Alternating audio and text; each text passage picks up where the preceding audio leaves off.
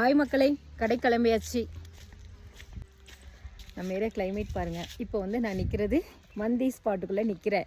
மேலேருந்து கொஞ்சம் வேகமாக வந்துட்டேன். அதனால தான் அந்த வெயிட்டிங் ஷெட் ரோடை வந்து வீடியோ எடுக்க முடியல. கால் வலிங்க. இந்த மழை காலம் வந்துட்டுனாலே எனக்கு இந்த ரைட் சைடு கால் இருக்குது பார்த்தீங்களா, அது பயங்கர வலியாக இருக்குது. மற்ற நாட்கள்லாம் மற்ற டைமில் இந்த கால் வலி கிடையாது. இந்த மழை நேரம் தான் கால் வலி எனக்கு அதிகமாக இருக்குது. காலையில் வெயில் அடிக்கிற மாதிரி இருந்துச்சு, அப்புறம் கிளைமேட் வந்து டார்க் ஆயிடுச்சுங்க. கண்டிப்பாக மழை வரும். ஷூ போட்டோன்னா கால் இன்னுமே ரொம்ப வலிக்குது, அதனால் ஷூ போடுறதில்ல. மழை நேரம்தான் கால் வலி அதிகமாக இருக்குது. அது இந்த ரைட் சைடு கால் மட்டும், லெஃப்ட் சைடு வலிக்காது, ரைட் சைடு மட்டும் வலிக்கும்.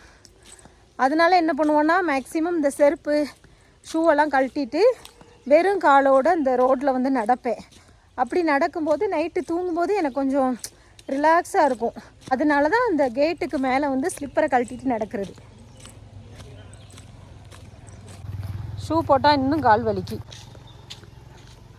கொஞ்சம் வெயில் வருது, வெயில் போகுது, இப்படியாக தான் இருக்குது நம்ம கிளைமேட். 2 வளவு தான் இருக்குது. டேம் கிட்டே நடந்து வந்துட்டேன்.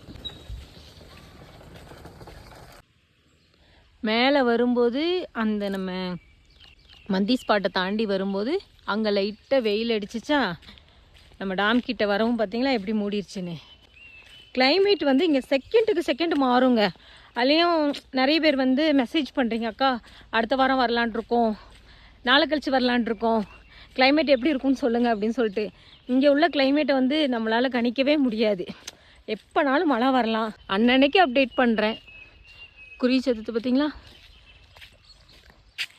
நடந்து நடந்து இந்த டேம் கிட்டே வந்துட்டேன். இந்த கால் வலிக்கு தான் என்ன பண்ணுறதுனே தெரில. ஸோ மக்களை, இப்போ கடை எடுத்து வச்ச கொஞ்ச நேரத்துலேயே மழை வந்துடும் அப்படின்னு தான் நினைக்கேன்.